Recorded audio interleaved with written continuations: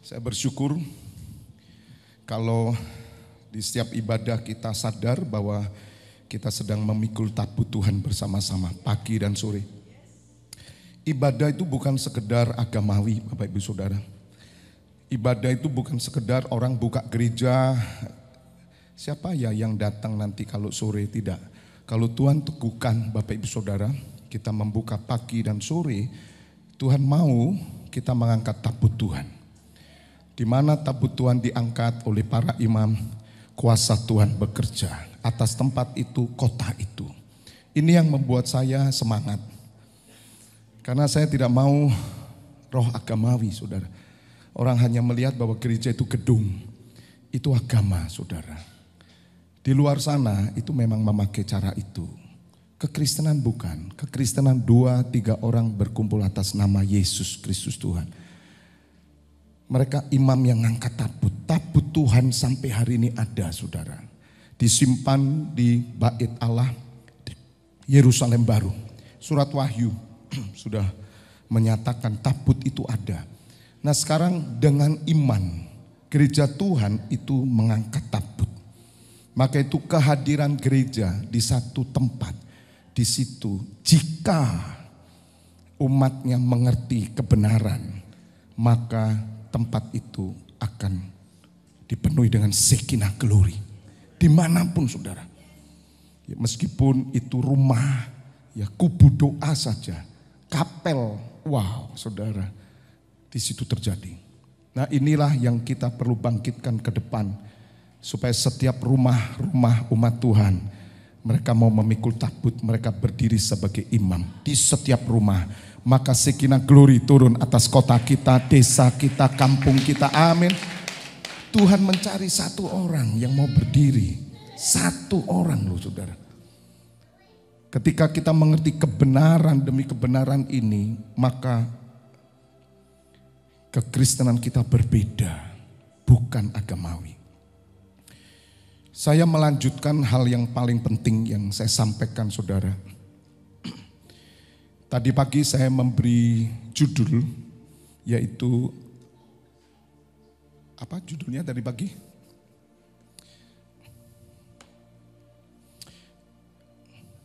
Jangan goyah imanmu. Jangan goyah. Nah Bapak Ibu Saudara, kalau kemarin Sabtu saya sampaikan bahwa Yesus adalah Tuhan selamanya. Dan tadi pagi saya menyampaikan sesuatu yang penting bagi umat Tuhan supaya mereka teguh kokoh berdiri, tidak goyah atas iman mereka. Nah Bapak Ibu Saudara harus mengerti tentang keadaan hari-hari ini. Saya mau katakan saudara, dunia tidak pernah menolak nama Allah. Anda sebut nama Allah, tidak pernah ditolak. Nama Allah dengan sebutan yang lain, ya, orang Chinese bilang Tien, orang Inggris bilang God, atau bahasa yang lain, mereka tidak menolak. Tetapi nama Yesus mereka tolak. Ini yang terjadi. Saya melihat apa yang disampaikan oleh Tuhan Yesus bahwa di akhir zaman semakin dekat kedatangan Tuhan Yesus, kemurtatan semakin banyak terjadi. Saudara, sangat-sangat memuncak nanti. Dan orang meninggalkan Kristus. Dan hari ini ada banyak orang meninggalkan Kristus. Sebagaimana tadi pagi saya katakan, apa yang terjadi di Gaza, saudara, itu bukan sekedar peperangan, walaupun korban peperangan, tetapi ada banyak hari ini orang simpatik, bukan dengan melihat kasihan. Karena ini sudah berbicara tentang kemanusiaan. Bukan sekedar siapa benar, siapa salah, tidak. Saya berdoa, itu karena keangkuhan manusia. Karena pemimpin-pemimpin bangsa yang serakah. Keegoan, kesombongan, ketamakan yang begitu besar. terjadi peperangan. Walaupun kita diperintahkan untuk tetap memberkati bangsa Israel, karena bangsa Israel adalah kekasih Tuhan, bangsa Israel ada biji mata Tuhan, sampai hari ini umat pilihan oleh karena nenek moyang. Sehingga kita memang diminta untuk memberkati. Saudara, yang terjadi mereka melihat di tengah penderitaan mereka kuat. Itu yang membuat banyak orang-orang, khususnya orang Kristen, dan saya tidak menyebut pengikut Kristus, orang Kristen, bahkan mereka dari Eropa, bagaimana tanah Injil pertama kali diberitakan di sana. Lihat saudara, terjadi perpindahan dan mereka saksikan. Karena mereka melihat iman mereka teguh. Bapak ibu saudara, kekristenan harus berubah. Saya nanti jelaskan sebagaimana tadi pagi saya tekankan. Bahwa apa yang kita yakini, iman kita di dalam Yesus Kristus itu bukan sekedar agama. Itu kehidupan. Ada satu kehidupan ilahi masuk dalam hidupmu. Itu baru pengikut Kristus. Bukan sekedar KTP Kristen. No, tidak ada artinya. Karena dia terang itu. Ketika masuk dalam hidupmu, hidupmu terang. Tidak ada di dalam kegelapan. Yang setuju katakan amin, berikan kemuliaan.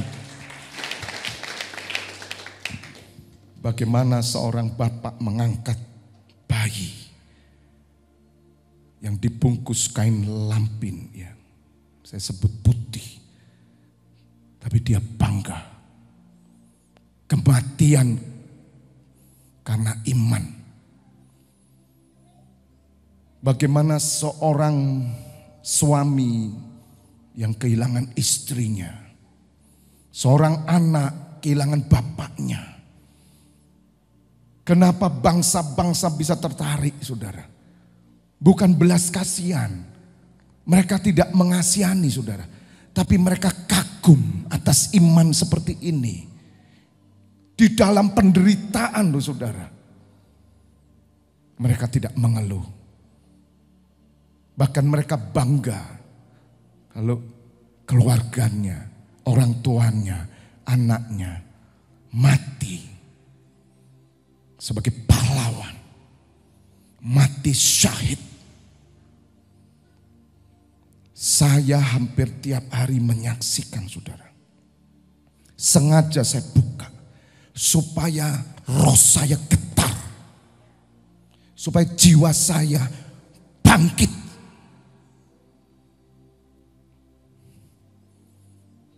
Saudara, saya heran ada banyak orang bersaksi. Maaf, saya sebut orang kulit putih. Mereka dengan bangganya, mereka meninggalkan Kristus yang mereka tidak percaya sebetulnya. Bahkan mungkin orang ateis itu, walaupun lahirnya Nasrani, orang tuanya Kristen. Tapi kalau dia memang pengikut Kristus, saya percaya dia tidak akan meninggalkan Kristus. Tidak semua orang Kristen pengikut Kristus. Siapa contohnya? Saya. Dulu, sebelum tahun 98. Saya Nasrani. Saya diberkati di gereja. 30 tahun saya ke gereja. Mulai kecil dibaptis di gereja. Tapi saya bukan pengikut Kristus. Karena waktu itu tahun 95. Saya sudah 2 kalimat syahadat. Tapi ada kaki saya yang menahan untuk masuk rumah ibadah. Waktu itu saya sudah memutuskan bersama karyawan saya, bawa saya. Karena saya cari Tuhan. Saya cari Tuhan, saudara. 30 tahun saya itu Nasrani. Tapi saya tidak mengenal Kristus. Dulu saya menikah saudara, saya mau menikah sama orang apapun saya menikah. Saya tidak cari agama, saya menikah itu. Dulu dengan istri saya tidak cari agama. Saya nggak peduli seiman atau enggak. Ya karena saya cinta istri saya, nggak peduli agamanya apa ya, saya mau menikah dengan dia. Bayangin saudara, agama tidak menjadi dasar bagi saya menikah. Istri saya juga tidak menjadi dasar.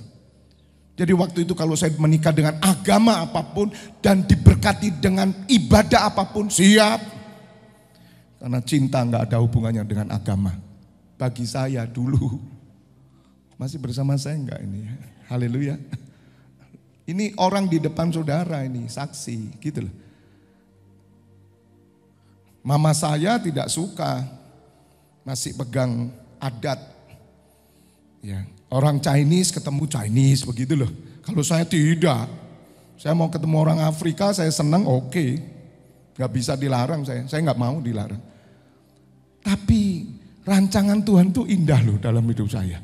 Saya kebetulan seagama, seiman, kebetulan. Padahal kami tidak tahu arti iman. Jadi saudara, jika saya sebagai orang Kristen, saya kedukun, saya kemudian melakukan hal-hal apapun, adat istiadat, ya karena saya tidak ngerti.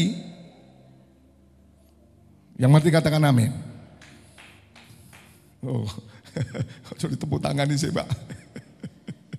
Haleluya. Saudara, karena saya tidak mengerti. Makanya saya katakan 2 kalimat syahadat saya siap. Saya enggak ngerti apa itu mu'alaf apa enggak ngerti saudara. Wong saya enggak punya iman kok. Saya cuma punya KTP Kristen. Tetapi saudara, sungguh saya percaya seperti Rasul Paulus berkata, aku tahu sejak dalam kandungan ibuku aku dipilih oleh Allah.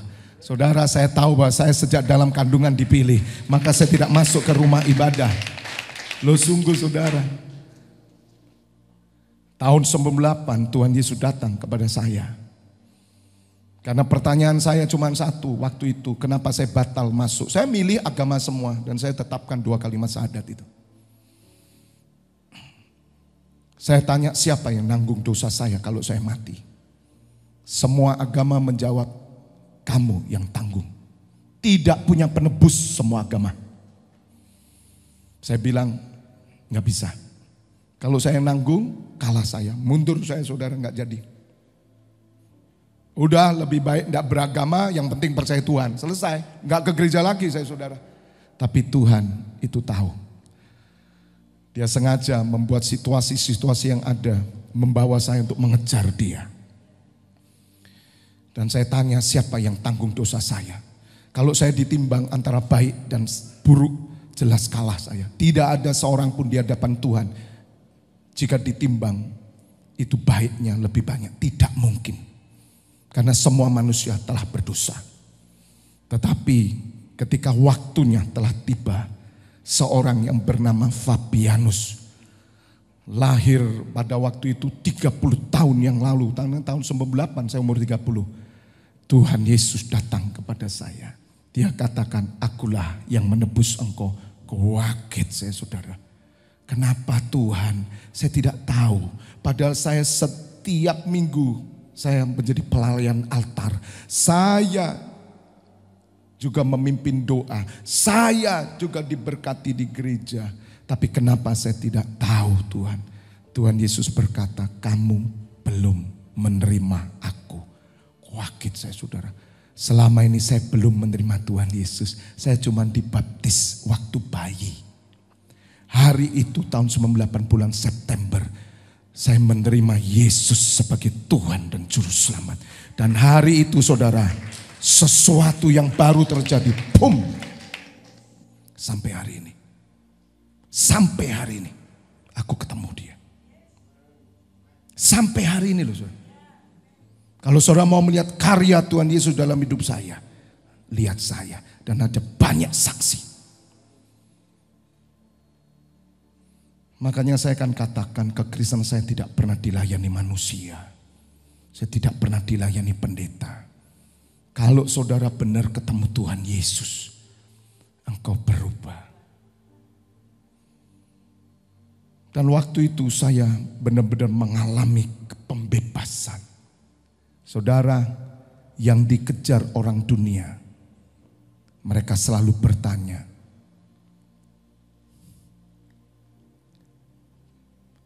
adakah di Alkitab Yesus itu Tuhan? Pernahkah dia berkata Yesus adalah Tuhan? Akulah Tuhan. Coba cek. Saudara, tidak peduli saya. Yang saya cari bukan Tuhan, tetapi penebus. Hanya satu penebus, Yesus Kristus Tuhan. Tepuk tangan. Jangan cari Tuhan, cari penebus. Yang ikut streaming, saya katakan, kalau kau tidak punya Tuhan, kalau kau tidak mengenal agama, cari siapa yang tebus, bukan cari Tuhan. Itu salah, saudara. Makanya banyak orang Kristen mu'alaf. Saya sudah buka berkali-kali di streaming ini. Mu'alaf Center Indonesia ada di Jakarta dan di mana-mana. 2 tahun yang lalu hampir setiap hari ratusan orang pindah. Kenapa saudara? Karena mereka belum terima Tuhan Yesus. Makanya tadi pagi saya katakan, anak-anak muda juga, terimalah dia. Kamu belum terima, terima. Terima, itu orang Malang. Mesti ada Haleluya. Saudara, saya belum terima loh. Tapi waktu saya menerima Tuhan Yesus, sesuatu yang baru terjadi. Kekeliruan kita ditipu oleh penyesat sampai hari ini, mempersoalkan Yesus Tuhan. Percumalah kalau Yesus Tuhan, tapi dia gak tebus kita. Kenapa dia disebut Tuhan? Ya karena dia datang sebagai manusia yang tidak berdosa. Tidak ada manusia satupun yang tidak berdosa. Hanya satu pribadi yang datang dari Allah. Dia putra Allah, turun menjadi manusia. Dia tidak berdosa sehingga dia bisa tanggung semua dosamu. Maka kita sebut dia siapa? Dia manusia biasa? Tidak, kita sepakat dialah Tuhan. Dialah Allah. Amin. Apalagi tadi pagi saya katakan, bikin saya mu'alaf.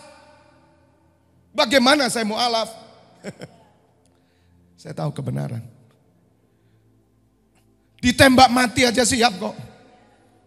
Daripada tinggalkan Tuhan Yesus. Haleluya. Kenapa ada orang Kristen yang meninggalkan? Karena mereka belum berjumpa Tuhan Yesus. Kenapa ada orang Kristen menikah dengan cara agama lain? Karena dia belum ketemu Tuhan Yesus. Kenapa ada pendeta, penginjil yang sekarang mu'alaf, ketua daripada organisasi Mu'alaf Center Indonesia, dulunya penginjil ke Kalimantan. Kenapa dia bisa pindah? Karena dia belum ketemu Tuhan Yesus. Itu aja jawabnya. Saya katakan saudara, kalau kamu ketemu Tuhan Yesus secara pribadi, sungguh-sungguh menerimanya sampai mati, kamu tidak akan tinggalkan dia.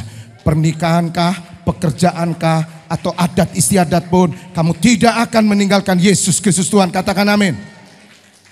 Sebab tidak ada seorang pun bisa datang kepada Tuhan Yesus jika tidak ditarik oleh Bapa di surga. Dan tidak ada seorang pun oleh Roh Kudus berkata keterkutuklah Yesus. Tetapi oleh Roh Allah kita berkata Yesuslah Tuhan. Tepuk tangan.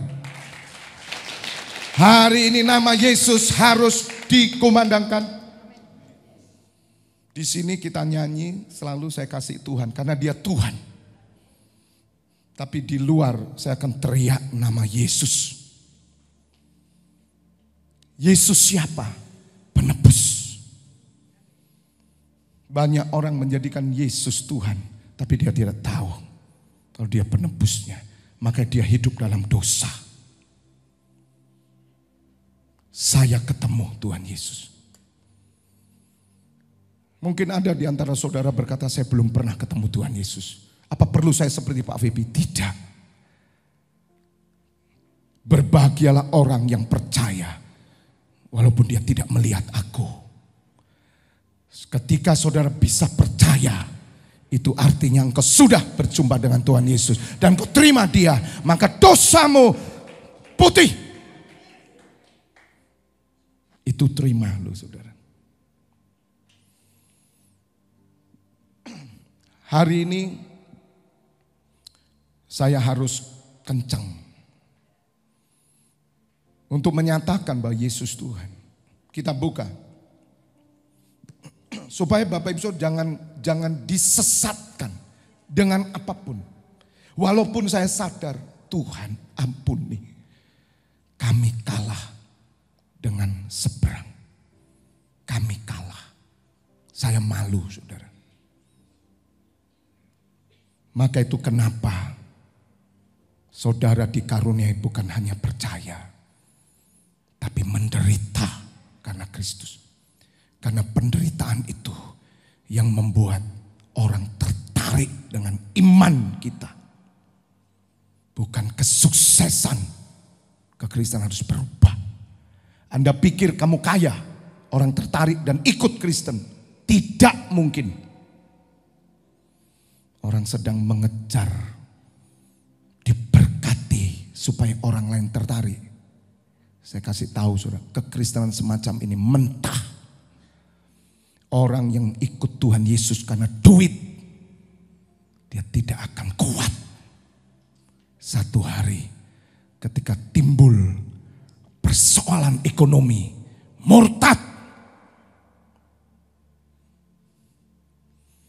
Saya bersyukur ketemu Tuhan Yesus bukan karena ekonomi. Karena saya mencari juru tebus.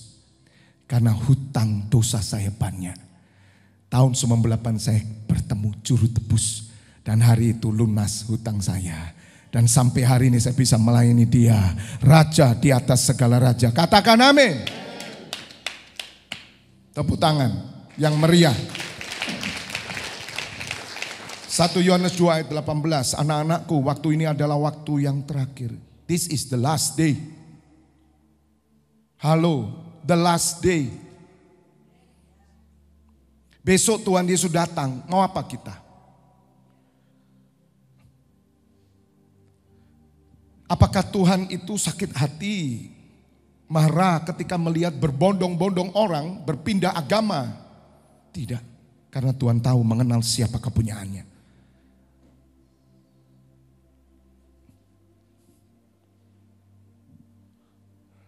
Waktu ini adalah waktu yang terakhir dan seperti yang telah kamu dengar seorang antikristus akan datang.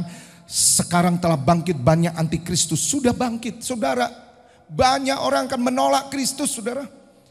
Bahkan yang menolak siapa? Lebih banyak. Dari dalam gereja Bapak Ibu Saudara. Antikris dari gereja. Ini tantangan. Makanya saya melindungi kelompok kecil yang Tuhan percayakan kepada saya. Saya bawa saudara menjadi pahlawan iman. Mati siap. Bukan mati karena saudara tidak mengerti apa-apa. Karena kita tahu kebenaran hanya Dia. Hanya Yesus Kristuslah penebus. Tidak ada lain. Kalau ada saya mualaf saya bilang. Orang mencari nabi terakhir. Tidak ada nabi terakhir. Yesus Kristus, orang dulu menyebut Dia nabi. Dia nabi terakhir, the last prophet. Sampai hari ini tidak ada nabi lagi. Tadi pagi saya sudah jelaskan seorang perempuan Samaria berkata, aku tahu engkau seorang nabi. Karena nabi punya penglihatan, punya ramalan. Bukan cuma itu, nabi apa yang dikatakan jadi. Saudara, Tuhan Yesus, nabi yang paling akhir. Saudara tahu, orang mati bangun. Orang buta sejak melihat. Orang buta sejak lahir. Siapa yang bisa melekkan? Sampai hari ini tidak ada. Saudara itu normal. Kalau yang terjadi mujizat itu masih kelihatan buta tapi remeng-remeng. Enggak tahu setelah pulang ngelihat betul enggak tahu. Betul? Itu kan di mujizat. Oh Pak ini buta, didoakan, bisa lihat, bisa pegang. Benar gak terus? Oh Tuhan Yesus tidak saudara. Bartimeus, dia berkata, Yesus anak Daud, kasihanilah aku. Dia teriak, dihalangi murid-muridnya. Semakin teriak, Tuhan Yesus berjalan. Dia berhenti. Bawa kemari. Apa yang kau minta? Rabuni. Rabuni itu guru, sudah. Aku mau melihat. Saudara, tidak ada seorang nabi pun yang bisa seperti Tuhan Yesus. Kenapa Tuhan Yesus perlu menyatakan kuasa? Supaya saudara tahu dia the real prophet. Nabi yang benar. Tapi bukan sekedar nabi. Nabi yang tidak berdosa. Dia anak Allah. Dia Tuhan. Dia Allah. Lihat saudara. Orang mati. Tuhan berkata, bangun. Lazarus 4 hari. Pernah ada enggak 4 hari itu saudara? Walaupun pernah terjadi, itu pun ya satu hal yang memang spektakuler terjadi di daerah Nigeria. Mati kemudian bangkit karena dia mendengar ada seorang waktu itu kalau enggak salah seorang pendeta reference namanya Reinhard Bonnke. Tapi itu dalam mimpinya dia, bukan profet nabi yang berkata, "Hei, kamu bangkit." Enggak ada, saudara. Enggak ada. Tuhan Yesus menyatakan, bahkan alam tunduk sama dia. Tepuk tangan dulu. Amin, amin. Mau cari siapa? Mau cari siapa? Kok ada orang Kristen gara-gara nikah pindah agama? Kok ada? Ya ada, lah saya ini dulu bisa. Ya saya bukan Kristen. Saya bukan pengikut Kristus. Saya cuman agama Kristen. Ketika angin sakal, badai, Tuhan Yesus berkata, diam. Diam kok. Hari ini ada yang begitu. Makanya jangan dibodohi sama pendeta yang ngaku dia nabi. Banyak toh. Lihat dia ngomong I'm prophet. Prophet apa? Nabi apa? Kamu nabi cuma ngeramal-ngeramal orang. Gak usah nabi. Dulu Pak Agus suka ngeramal juga. Ya Ci ya. Bolone tukang ramal. Prophet, nabi. Saudara, pendeta apa nabi? Tidak ada nabi. Pendeta itu gak bisa bawa kamu masuk surga. Pendeta gak bisa nebus kamu. Tidak ada satu pendeta pun nabi. Kalau nabi COVID itu pendeta berkata apa? Hai COVID, bersih. Bersih. Tidak ada itu. Lapindo itu, tahu? Bocor lumpurnya. Saya tunggu-tunggu loh. Tidak muncul satu pendeta pun berani berkata, I am nabi, akulah nabi. Berhenti, tidak isoy. Tidak bisa.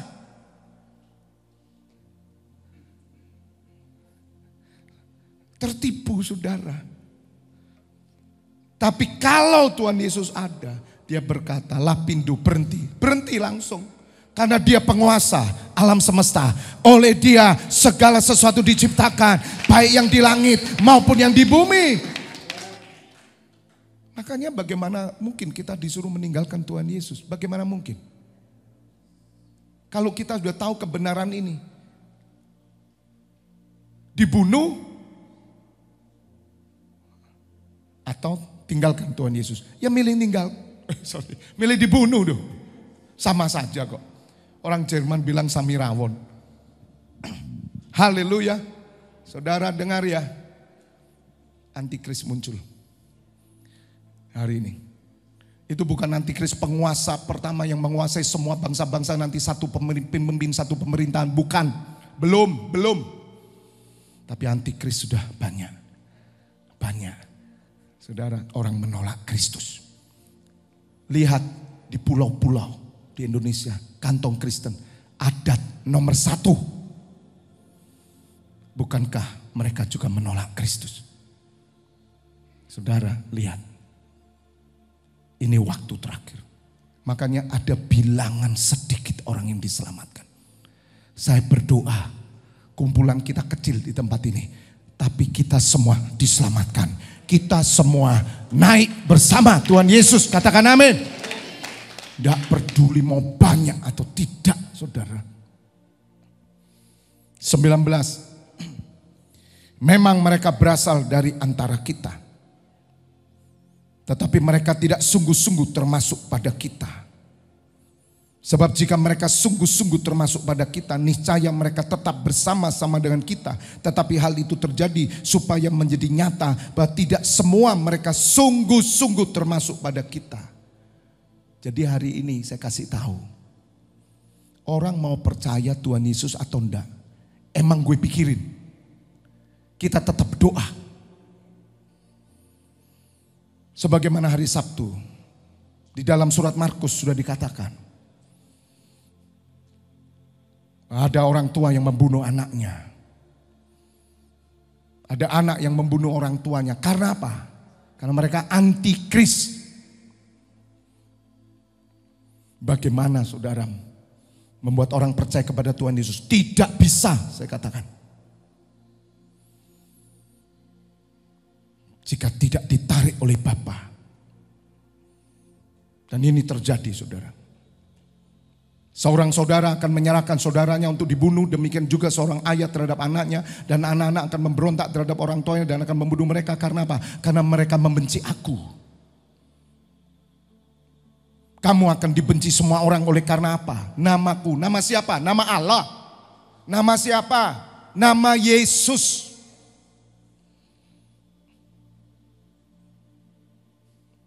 Iblis tahu saudara, jangan pakai nama Yesus. Tetapi orang yang bertahan sampai pada kesudahannya, ia akan selamat. Bertahan sampai kesudahannya apa maksudnya? Nama Tuhan Yesus tetap ada dalam hidupnya. Dia tetap percaya dia Tuhan dan penebus yang membawa kita didamaikan dengan Allah. Walaupun goncangan, walaupun penganiayaan nanti terjadi, walaupun kesesakan terjadi, sampai saatnya kelompok yang kecil ini akan didiskriminasi karena semua orang sudah meninggalkan Tuhan Yesus, maka kita tetap bertahan selama-lamanya. Mari saudara, nama itu berkuasa loh saudara. Dibenci masalahnya. Saudara ngomong nama Allah gak dibenci. Orang tidak akan marah. Nama Yesus marah saudara.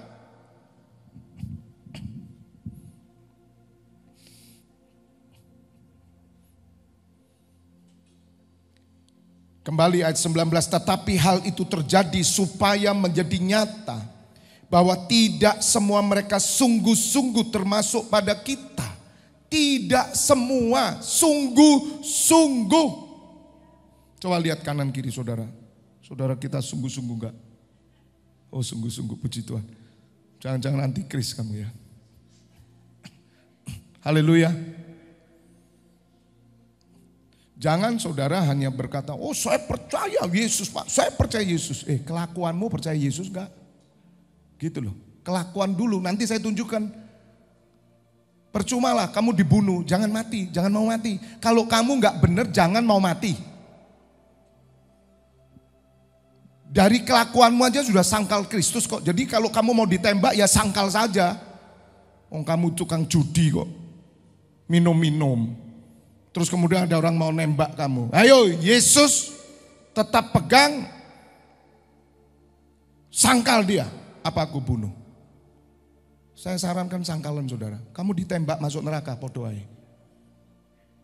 Yang ngerti katakan amin. Lah wong kamu judi minum-minum medok.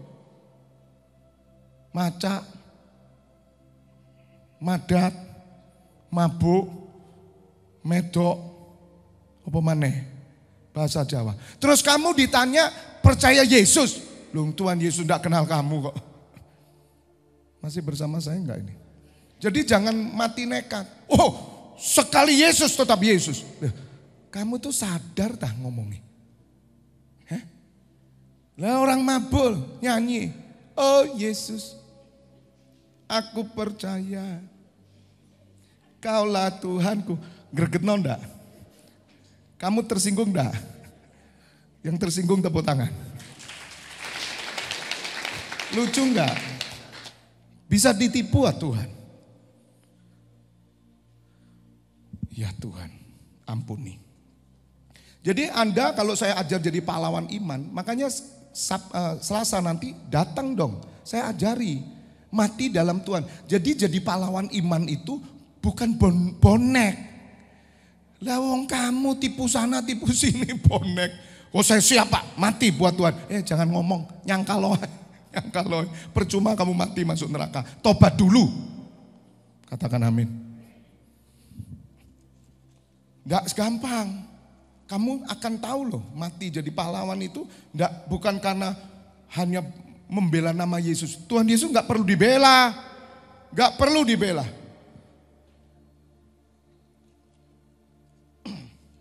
Buka 1 Petrus.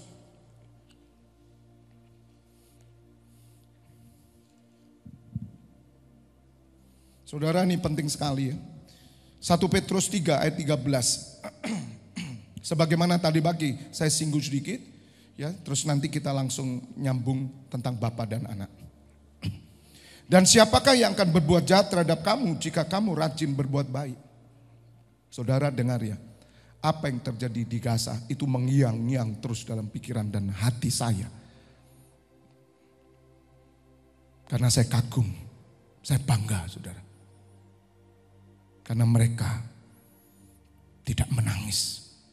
Kalaupun mereka menangis, mereka menyerahkan kepada Allah mereka. Kematian anaknya, bayinya. Saudara, kalau saudara ada di Gaza baru kau tahu. Seluruh bangsa bukan karena belas kasihan, tapi kagum. Karena iman tetap teguh di tengah penderitaan. Pertanyaan saya, bagaimana iman Kristen? Kita hanya persoalan dunia, kita cengeng. Kita hanya masalah-masalah keluarga, nikah, masalah ekonomi. Oh, udah kalah kita. Bagaimana mungkin? Makanya dikatakan siapakah yang akan berbuat jahat terhadap kamu jika kamu rajin berbuat baik. Apa berbuat baik sekarang? Orang tertarik dengan kebaikan hari ini. Semua agama ngajarin kebaikan. Tapi bagaimana muncul iman di tengah penderitaan. Dulu saudara, kekristenan sangat kental dengan penderitaan. Dulu, zaman encim-encim itu. Itu sungguh-sungguh saudara, berkorban. Hari ini Kristen kapitalis sudah masuk. Kristen menolak penderitaan. Kristen tidak bayar harga. Tidak berani mati karena kebenaran. Karena mereka cari duit memakai Tuhan Yesus. Itu Kristen hari ini. Orang tidak tertarik lagi masuk Kristen. Tapi zaman rasul-rasul mereka bangga mati dibunuh. Martir, mereka berlomba-lomba untuk mati. Sebagaimana saya sudah jelaskan di kesaksian iman. Ada orang yang diluputkan dari bahaya, tapi ada orang yang memilih untuk masuk dalam kematian karena mereka bangga. Lihat saudara, terjadi yang namanya pertumbuhan iman. Boom. Saudara, kejadian yang terjadi hari ini, Tuhan Yesus mau tunjukkan kepada pemimpin dan orang Kristen. Mungkin selama ini orang hanya melihat Gaza cuman, kasihan dia. Saya tidak, saudara. Saya dicambuk oleh Roh Kudus. Ajar umatku untuk mereka siap mati dalam kebenaran. Dan mereka tidak cengeng seperti mereka. Padahal mereka belum punya iman. Tapi mereka bangga bayi mati dipelukan. Dan mereka menyembah Allah. Saudara, ini berita yang membuat goyah iman. Khususnya agama Kristen. Yang luar biasa. Saya kagum. Orang yang tidak pernah berpakaian normal. Ngerti? Wanita. Tidak pakaian normal itu. Tahu? Orang-orang barat itu loh. Tahu? Tapi hari ini mereka berpakaian tertutup rapat. mereka senang. Bagaimana kekristenan? Something wrong loh saudara. Ada sesuatu yang salah. Ada roh yang salah masuk gereja loh saudara. Kita nggak bisa diam loh saudara. Kita nggak bisa diam ya. Hanya doa yang mengubah segala sesuatu. Doa kita kekuatan Allah untuk menyelamatkan semua orang. Hanya doa, doa, doa, doa. Nggak bisa lagi saudara.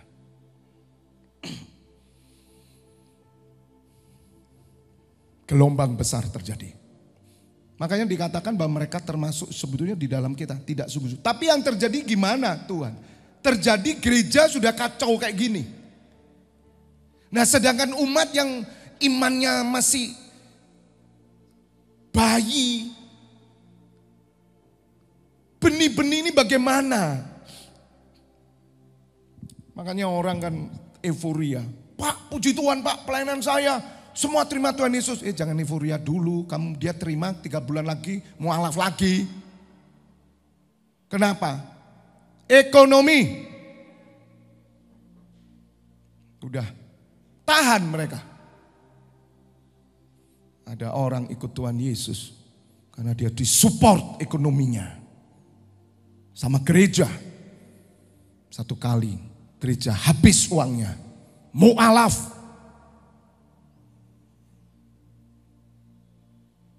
Saudara, kita tidak bisa main-main dengan Tuhan. 14. Tetapi sekalipun kamu harus menderita juga karena kebenaran, kamu akan apa saudara? Berbahagia. Loh, lah mereka digasa loh saudara. Aduh saudara. Mereka itu bahagia ya. Makanya mengejar kematian toh, saya katakan. Itu bukan istilah. Bukan, benar-benar kejar. Cuman belum waktunya, di kita itu belum gitu loh, ngerti? Belum apa-apa. Tapi mentalmu sudah siap. Karena Yesus Kristus itu loh siap. Sampai tadi pagi saya katakan, aku berdosa ya rasanya.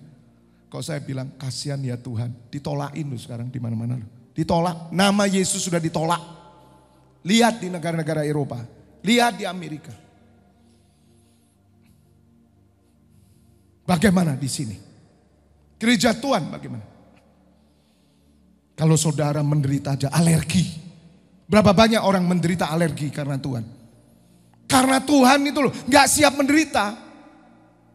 Gimana saudara? Kamu sudah ketemu Tuhan belum?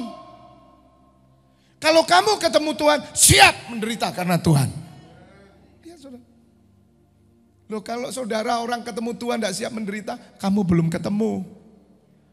Waktu itu loh saudara, tahun 98 saya terima Tuhan Yesus. Saya tahu risiko saya.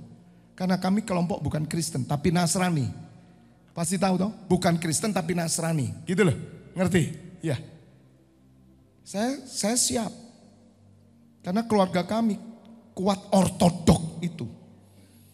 Saya siap. Di out dari keluarga. Siap. Loh, lah kalau ikut Tuhan tidak siap dikeluarkan dari keluarga, ya jangan ikut Tuhan Yesus. Ikut aja Sus Maria apa Sus apa. Sus Ice apa. Saya siap. Karena keluarga besar kami ortodok kuat gitu loh. Saya sudah mikir. Pertama yang saya ajak istri saya, ikut saya. Loh, 30 tahun kami di gereja ini diberkati di sini, bagaimana keluar? Saya imam. Ikut saya. Tapi saya siap mental saya keluar dari keluarga. Tapi ternyata sampai hari ini kami justru bersama-sama sekeluarga. Bahkan Pak Hendra dan semua keluarga kami melayani Yesus Kristus Tuhan. Kalau kamu takut, kamu kehilangan. Kalau kamu tidak takut, kamu memperoleh apa yang terbaik dari surga bagi hidupmu. Jangan takut kehilangan. Itu ketemu Tuhan. Kalau kamu takut kehilangan istrimu, kehilangan suamimu, jangan takut. Bagaimana mungkin? Makanya lihat saudara saya jadi saudara. Sungguh-sungguh. Dasarnya udah benar itu Roh Kudus ngajarin saya. Karena saya tidak ketemu manusia. Saya tidak ketemu pendeta. Saya langsung ketemu Tuhan Yesus. Ya bersyukur. Kenapa? Ya karena Tuhan Yesus tahu. Pendeta datang ke kamu ya percuma. Tidak kira tobat kamu. Wong saya ngelawan pendeta. Saudara kembar saya loh. Pendeta juga. Saya kasih tahu kamu fanatik. Kamu mikir keselamatan cuma dalam Kristen. Kristen itu ngomong Yesus baru keselamatan. Agama lain beda. Dia punya keselamatan sendiri. Jangan fanatik. Gitu. Bayangin. Jadi gak bisa tuh manusia menasihati saya. Tapi saudara saya percaya. Tuhan Yesus itu hidup. Dan masih ada kasih karunia. Dia akan datang kepada orang-orang yang dipilihnya. Sebab dia akan pakai saudara. Untuk menyampaikan kebenaran.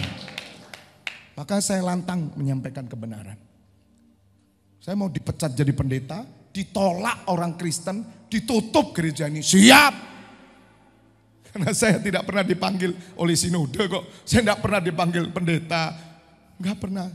Saya membangun gereja ini. Saya karena dipanggil oleh Yesus Kristus Tuhan. Bukan manusia. Manusia tutup, monggo tutup. Sinode tutup, tutup. Pemerintah tutup, tutup. Tapi pekerjaan Tuhan tidak pernah tertutup. Asal ada orang-orang yang benar-benar hidup di dalam Kristus dan menjadikan dia Tuhan. Tepuk tangan bagi Allah kita.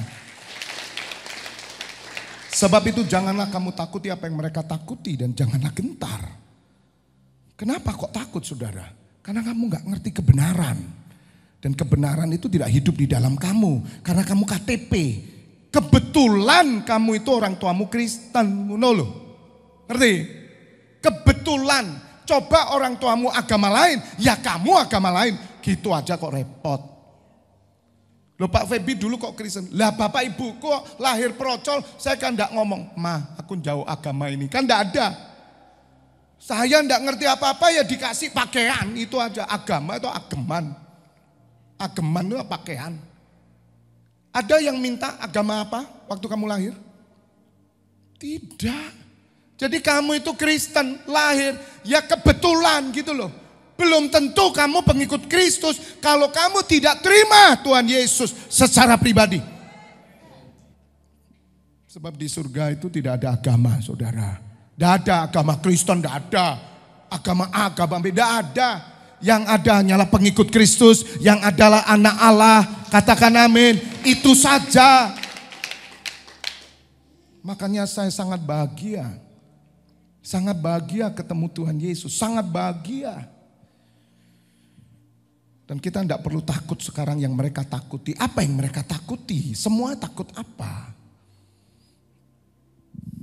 Dunia itu banyak yang ditakuti. Sejak terima Tuhan Yesus saya nggak takut gitu loh. Memang Tuhan Yesus membuat kita pemberani loh saudara.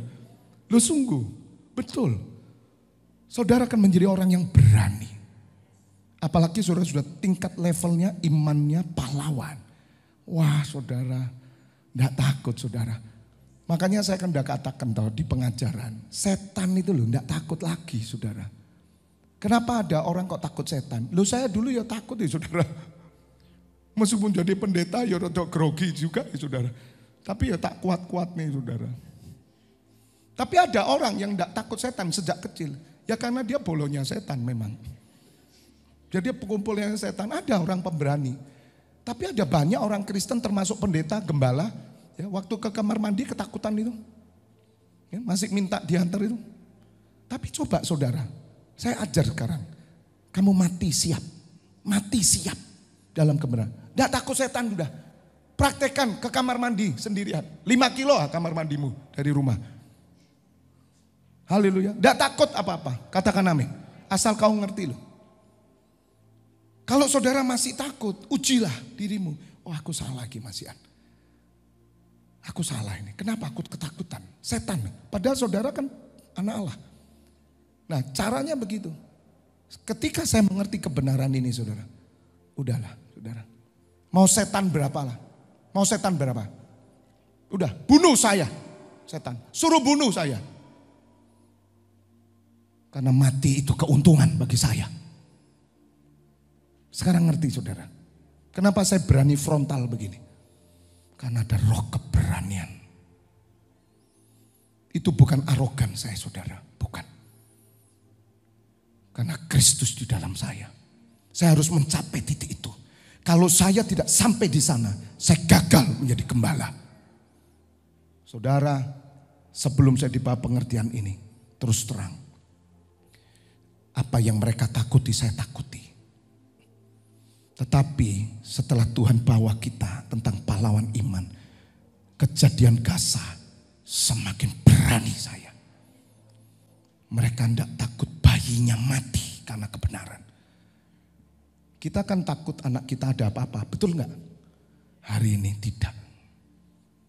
Kalau anak saya ada apa-apa, cucu saya, atau istri, atau siapa, orang tua, saya tahu dia dalam Tuhan. Yang penting itu, saya tahu dia dalam Tuhan.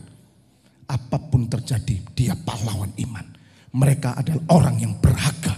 Sebab sungguh berharga kematian orang yang dikasih Tuhan. Saya sudah tidak takut. Kenapa kamu takut sekarang? Karena kamu belum mencapai tingkat iman yang sempurna. Makanya the last day, the last teaching yang saya ajarkan, itu keimaman dan pahlawan iman. Sudah tidak ada pengajaran yang melampaui pengajaran itu.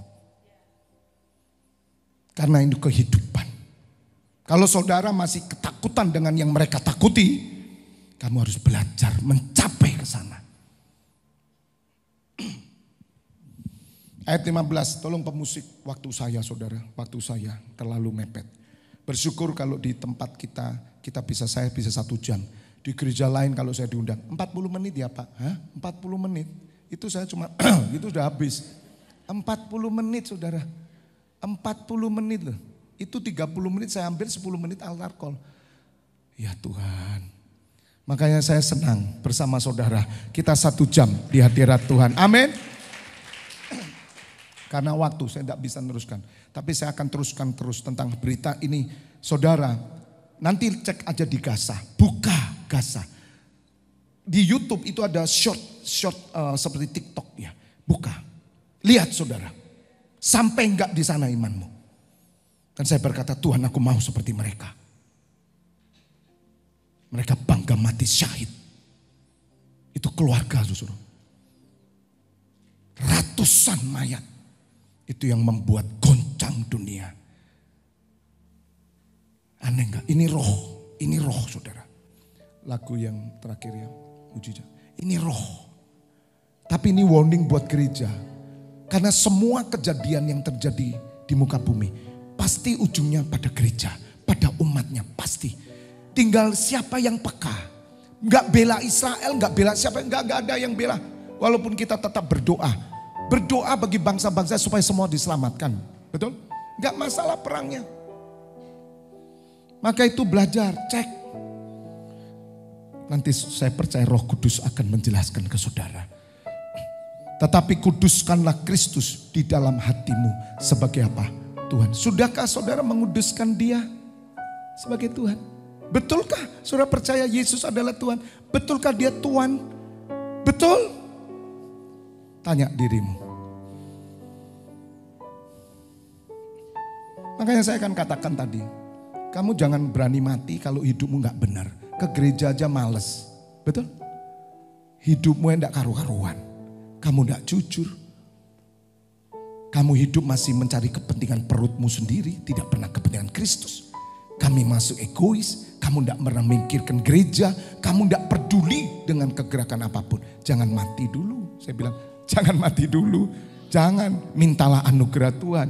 Supaya pintu keselamatan tetap dibuka atasmu. Baru setelah itu siaplah mati bagi Tuhan. Bersama saya di tempat ini. Kita menjadi pendoa, menjadi imam. Katakan amin. Maka saya itu bangga. Imam-imam saya semua. Itu mereka pasukan berani mati. Saya tinggal kasih bom ledakan di mana diledakkan. Karena itu taruhan kami semua. Karena kita mau kuduskan Kristus sebagai Tuhan. Lo percuma saya di WOTS nyanyi.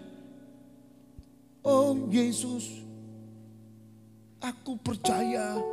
Tapi hidup saya habis nyanyi, minum, rokok, ngeseks, dugem. Saya orang pertama yang akan dibunuh sama Tuhan Yesus. Orang pertama saya akan dibunuh.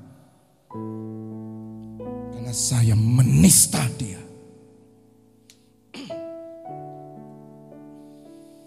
Makanya cek dulu dong. Ikut Tuhan tuh gak main-main. Wah, saya enggak siap Pak. Mundur, saya bilang. Mundur dulu. Tapi saya pengen ke gereja. Datang. Cari penebus. Bukan cari Tuhan. Cari penebus. Kamu tidak butuh Tuhan. Kamu butuh penebus. Kamu cari Tuhan. Sampai mati kamu tidak akan ketemu Tuhan. Kamu tidak akan pernah berubah dan bertobat. Tapi kalau kamu cari penebus seperti saya percaya Yesus Tuhan akan datang kepadamu. Cari penebus, bukan cari Tuhan.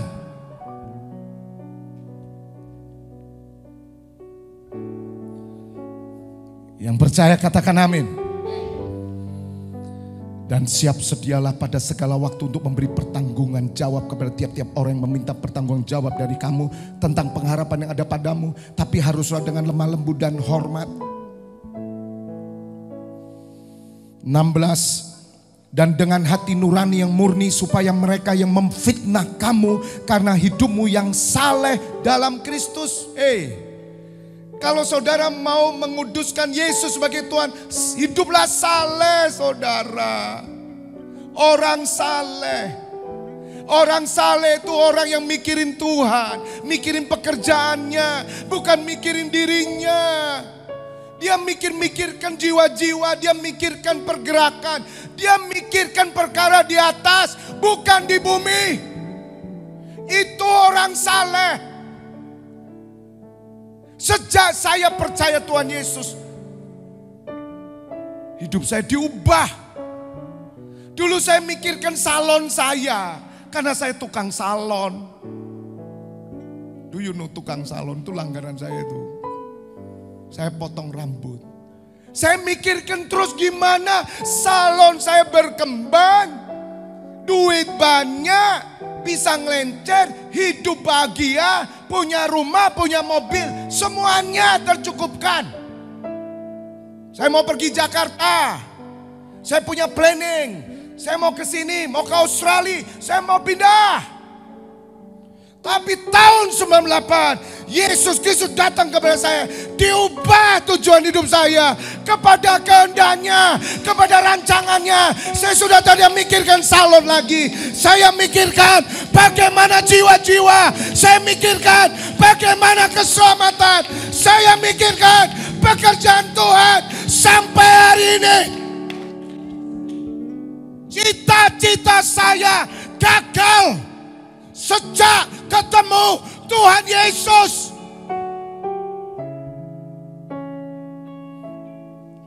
Anda pikir cita-citamu berhasil ketemu Tuhan Yesus? Tidak. Kamu dirubah.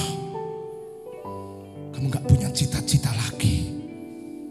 Cita-citamu hanya untuk memuliakan Dia. Sebab hidup dan matimu hanya bagi Dia. Tepuk tangan yang meriah. Tepuk tangan yang meriah. Haleluya. Jadi saudara mesti ngerti. Apakah kamu hari ini percaya Yesus gak? Kalau cuma agama, tolong bertobat dulu. Cari penebus. Jangan cari Tuhan di gereja. Cari penebus. Kalau kau menebusmu, engkau berubah. Apapun kau akan dapat lakukan. Karena engkau sudah disucikan, dikuduskan. Karena terang Allah turun atasmu. Dan kau bisa melakukan kebenaran. Kebenaran. Saya tidak punya kebenaran dulu saudara. Tapi ketika sang kebenaran masuk dalam hatiku. Kebenaran itu aku hidupi. Aku mampu, aku disanggupkan, aku dikuatkan. Untuk hidup, melakukan kebenarannya. Bahkan siap menderita bagi Yesus Tuhan.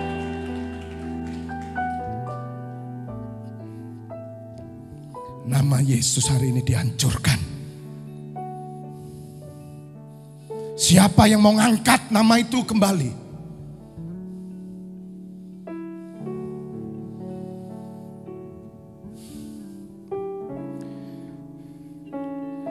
Dan dengan hati nurani yang murni supaya mereka yang memfitnah kamu karena hidupmu yang saleh dalam Kristus menjadi malu karena fitnahan mereka itu. 17 sebab lebih baik menderita karena berbuat baik. Ini bukan cuma berbuat baik Bapak Ibu. Anda lihat Gaza. Anda lihat pengorbanan di sana. Kematian karena iman, bangga, itu berbuat baik. Anda jangan pikir cuma berbuat baik, kasih makan orang. Tidak. Tolong orang, tidak. Kamu harus ngerti, hidupmu hanya Kristus.